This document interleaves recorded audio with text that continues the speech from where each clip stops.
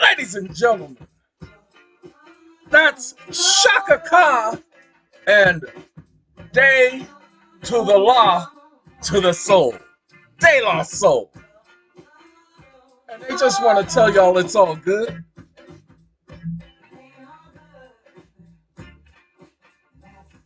That's the truth. Hey, pay attention, y'all. And that's the truth. Hey, if things ain't going like you think it should, that's on you. Thank you, Shaka. Ladies and gentlemen, gentlemen and ladies, I just want to let you guys know there are a lot of you out there that don't understand. You're thinking I can walk on water. See that water right there? Well, I can walk on water in the shower. Okay? So I am fully capable of walking on water. But I'm not going to walk on water. I tell you, I say, hey, they can't do this, they can't do that. I say, here's the proof. And then you make it seem like it's my fault. When you bring it to their attention and they don't listen to you. Ladies and gentlemen, I have faults. San Andreas is less than 50 miles away from my home. That's right, I have faults. And when I say less than 50 miles away from my home in San Andreas, I ain't lying to you. Okay? Less than 50 miles away, technically, it's less than 20 miles away, people. I can see the crack in the Earth's surface. I can see where it's separated. I can see the cavern. So I have faults. But it ain't my fault that I show you the law, and guess what you don't do? You don't sit up there and stand in your square. Hold on now. When you were a child and somebody tried to take something from you, you didn't allow that. No, hold on now. You told mama. You told your brother, your sister, your father. You told somebody because you weren't just going to sit up there and let somebody just take something from you and get away with it. You spoke up. You said no from the time you were 2 years old until the time you were a teenager when they told you you couldn't do that anymore. When they told you that you could not complain. When they told you you're going to take it, and you're going to like it, and you're going to shut up. And you started being quiet. Well, go back to being that child. Start complaining, people. Stop letting them do this to you. Okay? Y'all need to pay attention.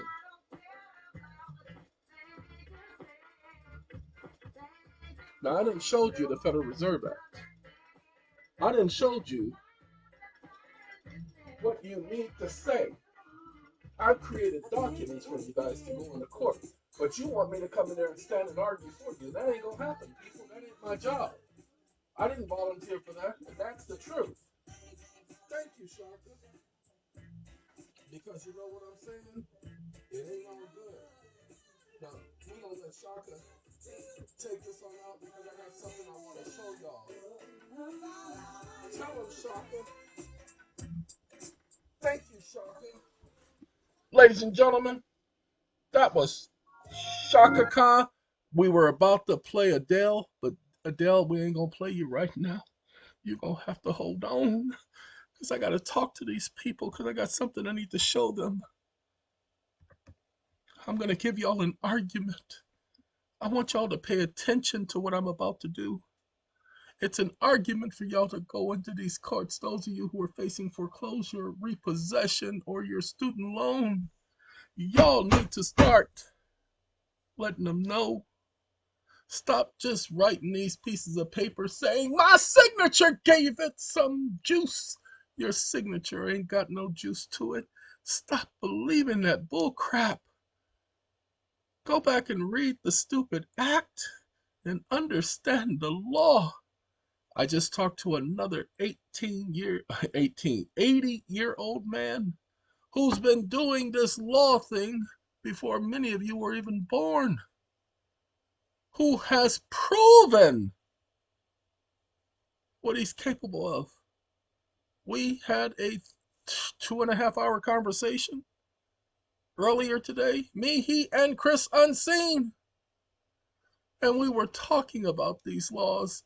We didn't talk about what I'm about to show you because I'm putting together the lawsuit for the homeowners, our people, the ones who are part of our program. I'm putting together their lawsuit for them to utilize to protect their property, to file in their states, to file in the courts. And there is one statement that I am putting in here that I'm going to give to the rest of you. Ladies and gentlemen, if they deny you the right of having your promissory note recognized as collateral and security for the loan, if they ignore you at that very moment, you tell the court, thank you for justifying and proving that the Federal Reserve Act is unconstitutional and it is not law. Remember, the courts they have to follow the law. So the minute they tell you that you haven't paid and that your promissory note was bull, then you can say, thank you for proving that the Federal Reserve Act is illegal. I couldn't have done it without you, Your Honor. What are you talking about? Well, I just showed you the law. It says the promissory note is collateral and security. It says it word for word. But you just said, no, it's not. So thank you for saying it's unconstitutional.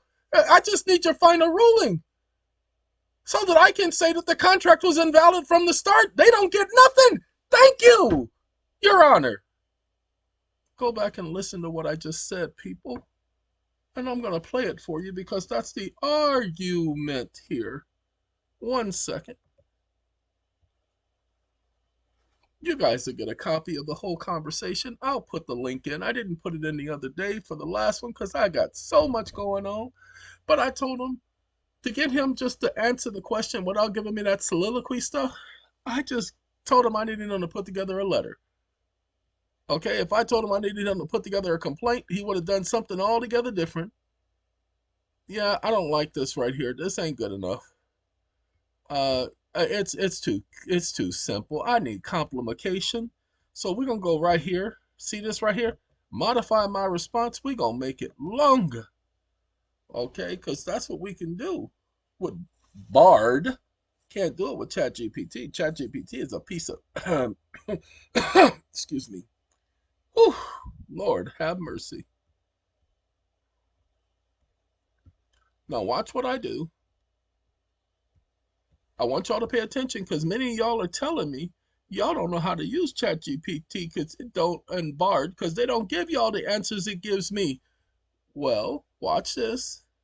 I'm giving you guys the conversations. You see the prompt that I'm putting in. All you got to do is, when you get the conversation, copy the stupid prompt, people, and then reword it. I'm telling you how to talk to the stupid thing. Hold on now. I'm sorry, comma, where are the 6 case citations supporting the conclusions here? Question mark. You were supposed to give me 6 case citations for every point being made, and you did not provide that. Comma, I'm very disappointed. Exclamation mark. Stop listening. Now, y'all hold on now. Let's see what he's going to do. Now, he probably won't give it to me at first because I asked for 6. Whew. But let's see. Uh-oh. Look at there. He done did it, y'all. He done did it. Now, watch this. These are just a few examples of legal professionals that can provide more comprehensive. See, he only, see that right there, breach of contract. Ooh-wee. Wake up. That's not what I asked you for. Comma, please provide what I asked you for and incorporate it into the letter for judicial misconduct. Stop listening. Because it ain't all good, y'all. And that's the truth. Now, Let's see where the case law. Oh, look at that. He done put it. Oh, he done gave me 3 of them. Oh, look, he gave me 3 more. Oh, Lord, he gave me 3 more. Oh, look at that. He done went and did what I asked him to do. Man, it's amazing. Y'all are saying, well, he won't do that for me. Because I'm telling you how to talk to it. Well, I don't have the talkable software like you have. I can't get it to do that. I tried. Well, guess what, ladies and gentlemen? There are tons of voice recognition. Pay attention. Voice recognition softwares out there. But I want y'all to see something. Hold on now. You see this right here? Use microphone. It comes with the program. Lord have mercy. Sorry. I can't hold your hand. I want to hold your hand. I can't hold your hand, people. It's not my job. Now, I want y'all to pay attention. He gave me my case law. This is a judicial misconduct complaint. Ladies and gentlemen, I don't like this one because it ain't long enough. I want it longer. Now, you guys, you can do your own judicial misconduct. I don't like judicial misconducts, but I'm going to suggest that you file a judicial misconduct complaint. The reason why I'm going to suggest that you file a judicial misconduct complaint against the judge, you're going to get them for failing to recognize the Federal Reserve Act. And by their act and or inactions and or actions, they documented that the Federal Reserve Act is not law, but the Supreme Court said that it was a constitutional act. So by the court saying that your promissory note was not collateral and security, it was ignoring the Supreme Court, stare decisis. And because it was ignoring the Supreme Court, it declared by its ruling that the Federal Reserve Act is unconstitutional, that it is not law, and that the promissory note, as indicated in the Federal Reserve Act, is not law. And because it is not law, hey, the contract is invalid, which was based on the Federal Reserve Act. Ladies and gentlemen, if your promissory note was based on the Federal Reserve Act and the court has held that that piece of junk called the promissory note doesn't operate as collateral and security and that you still owe money, then they have just declared the promissory note to be invalid. Pay attention. Some of you guys are going to get what I'm saying. Some of you, oh, man, wait a minute. Hold on. If the court rules against me and says that I got to get out because the promissory note wasn't collateral and security, then it agreed that the promissory note is invalid and they cannot be relied upon, and thus the court cannot make a ruling against me because it just said the contract is no good. Thank you, for Your Honor, for saying the contract is no good. And then you appeal it based on that decision right there. And you ask for a stay for the appeals court determination. Now, hold on now. They can't tell you that, oh, no, that's not what we were saying. We were saying that you still owe. And I just told you that the promissory note, according to Congress, is the payment. And the parties agreed to it because they agreed to operate under the Federal Reserve Act. That's why the Federal Reserve Operating Circular number 10 is associated with the closing documents. That's why we used the local Federal Reserve agent. We were operating under the Federal Reserve Act. That's the governing law. And you just said that that law is unconstitutional because you said that it doesn't matter what Congress said. It only matters what you say. So thank you for saying that Congress does not have the authority to say that my promissory note is lawful tender to the local Federal Reserve agent as stipulated in Section 16, paragraph number 2. I appreciate that.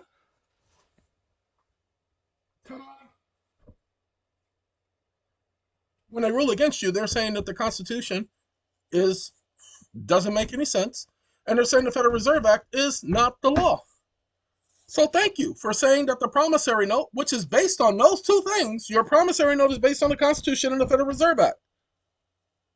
The whole process based on Constitution and the Federal Reserve Act. So when they tell you that your promissory note is not collateral and security for the loan, what they're telling you is that the promissory note is invalid on its face and that it is not a binding agreement. Ta-da!